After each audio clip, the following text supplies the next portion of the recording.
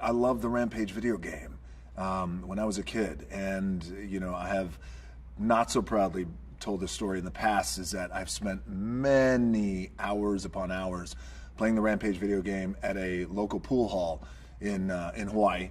And oftentimes I would go to this pool hall and we would play pool, and I would just, quarters after quarters into Rampage. And, I really love the video game. So years later, it's just so funny how sometimes things come full circle like this. Years later, came back around, heard from a producing partner who I've produced with for many, many movies, Beau Flynn, and he says, we have this idea.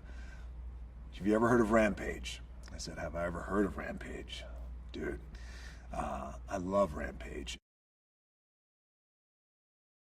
Working with Jason was just incredible. It was incredible, and I really appreciate the hard work and the commitment that Jason put in. Because a lot of times in movies, a commitment like that can be looked at, but also it could be overlooked when you have these gigantic monsters and it's a big movie like Rampage, and there's a lot of other things and elements happening around every corner. If I could shine the spotlight on Jason, I will happily do that, because his commitment went months as well. I mean, he studied the primal acts of gorillas, their emotions, how they communicated when they get angry, when they get happy, go through the varying degrees of emotions, how they walk when they're angry, how they attack.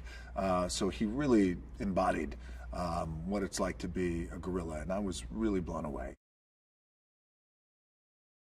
One of the goals was, well, let's do our best to try and raise the bar in the monster genre. There's been some great monster movies of the past, but what if we defined ourselves as hopefully raising the bar just a little bit in terms of the monster genre? And when you look around the room and everybody's nodding their heads, and in that moment, well, this could be something very special. We have a relationship where we're buddies, we're friends, we're collaborators, we're business partners, but we're also children. We are just two kids. We're two boys who are living the life, who don't take it for granted. And when we get together, the art always reflects the artist. And when we come together, what we've been able to do has been, the action has been pretty intense, and the action has been pretty big, and the destruction at times, whether it's in a San Andreas or Journey to Mysterious Island, in a lot of ways, to Rampage now. I think what fans can always count on is great action, big action, intense, and also trying to do things that push the envelope just a little bit more. To build practical sets everywhere we possibly could build them, and add a little bit of green screen, just helped me as a performer. It was invaluable, because there is destruction and debris, twisted metal, concrete. It is everywhere. There's smoke machines. You're coughing legitimately. I mean, you're in it. You're in it as best you can be within the world of acting.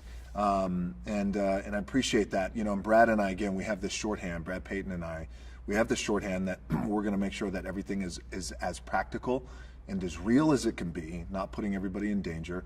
And then you have great set design, you have great builders, you have a great crew who, they make sure that everything is right there. And it helps in the performance.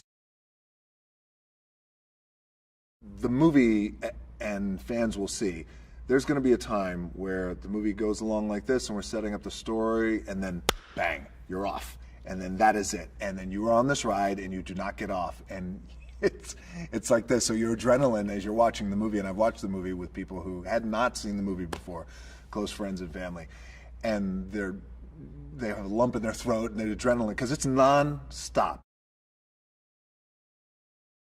The goal and the challenge is always to find somebody opposite me who, can bring it, who can get in there, who I can bang with.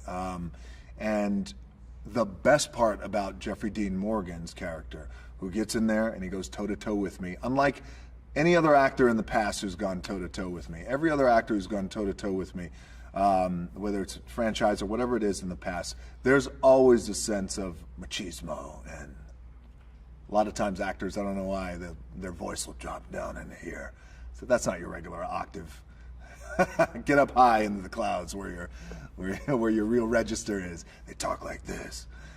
Jeffrey Dean has that same swag and he has that same kind of machismo, but he does it with a smile and a wink, which is ultimately always more dangerous and more entertaining.